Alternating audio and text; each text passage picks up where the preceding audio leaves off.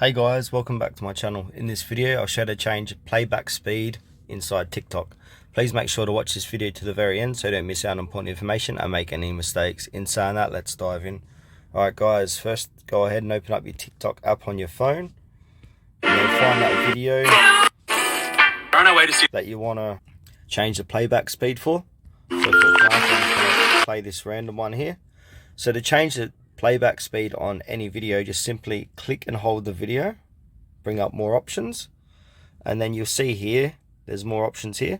If you scroll left to right, there's a playback speed option, so click into that and you can change the playback speed to 2 times 1.5 normal or 0.25. So if I want to change it to or slow it down to 0.5 times speed, I'll do that and it will slow it down.